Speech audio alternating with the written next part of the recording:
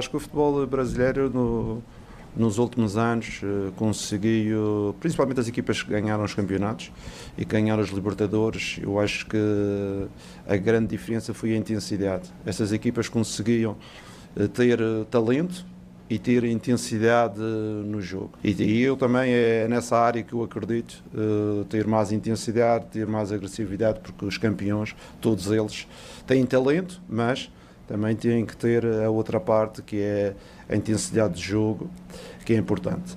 Leonardo Jardim é o novo técnico do Cruzeiro. Depois da demissão do Fernando Diniz, o Cruzeiro foi atrás do português, contrato de 2 anos. Ele deve ser o treinador do Cruzeiro até o final da temporada, se a diretoria não decidir demitir ele. Mas você vai conhecer tudo sobre Leonardo Jardim aqui neste vídeo. Fica com a gente, roda a vinheta.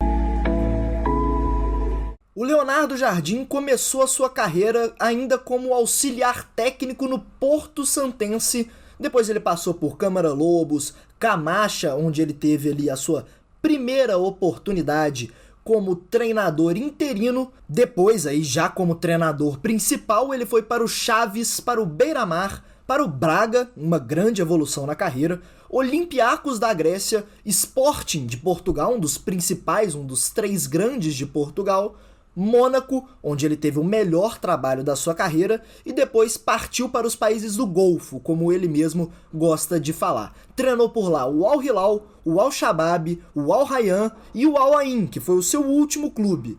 E não tem como a gente fazer esse vídeo e não falar do trabalho dele no Mônaco, que foi o melhor trabalho da sua carreira, com maior destaque para as temporadas 15-16, 16-17, onde ele fez o Mônaco desbancar o já poderoso PSG e também passou pelo Manchester City do Pep Guardiola para chegar nas semifinais da Champions. Mas quem vai falar mais do Mônaco, do Leonardo Jardim para vocês, vai ser o CL, o Cleison do BH é quem. Chega mais pra cá, Cleison, meu amigo. Salve, rapaziada, é um prazer estar aqui novamente. Bom, indo direto ao ponto, falando um pouco desse Mônaco do Leonardo Jardim da temporada 16-17. Vemos que esse time tinha como uma espinha dorsal um 4-2-3-1, que no momento defensivo virava um 4-4-2, com o time base tendo Subasic, Sidibé, Touré, Gemerson e Mendy, Fabinho e Bakayoko, a dupla de volantes, Bernardo Silva, Lemar e Mbappé, com Falcão Garcia como camisa 9, um baita time.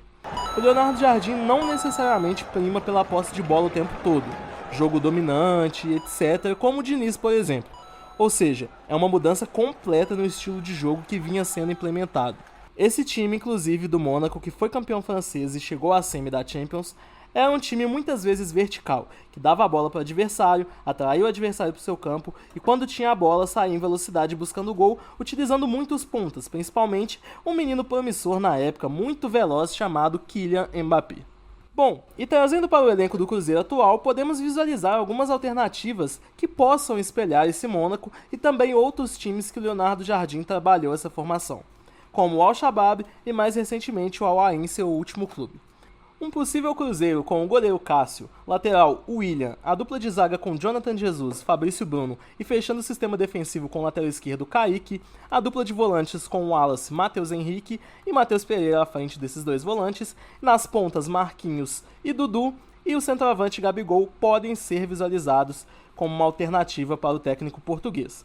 Ou na variação tática com 2 atacantes, Caio Jorge ganharia a vaga de Marquinhos e formaria dupla de ataque com Gabigol, os 2 podendo se alternar como 9 fixo, tendo mais possibilidade até para o Gabi fazer esse papel, já que ele atuou assim com Pedro no Flamengo e com Ricardo Oliveira no Santos.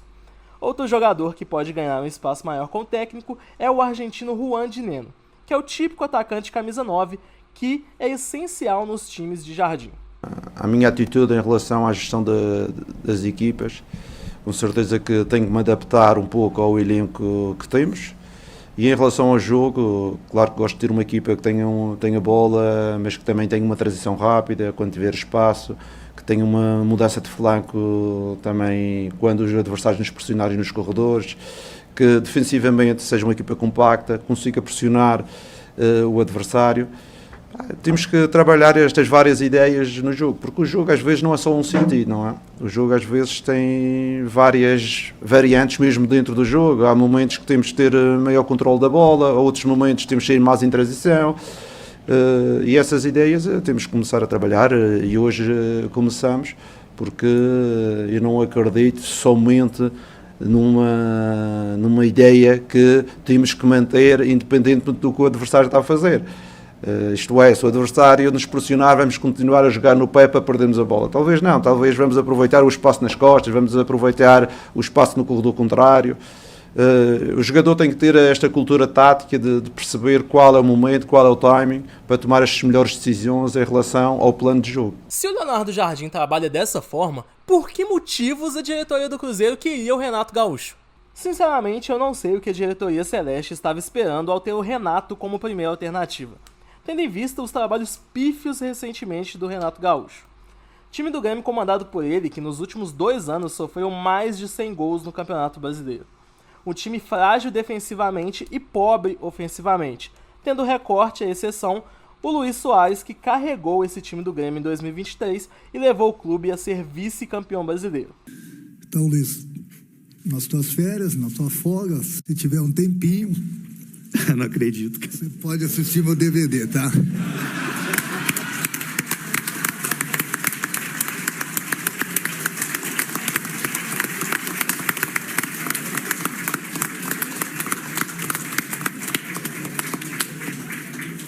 O time do Grêmio era uma bagunça, inclusive só não foi campeão por ter uma defesa tão ruim. Não existe argumentos técnicos ou táticos que justificassem essa escolha. E para a sorte da torcida celeste, Renato Gaúcho pediu um salário exorbitante e não fechou com o clube mineiro, abrindo as portas para o português.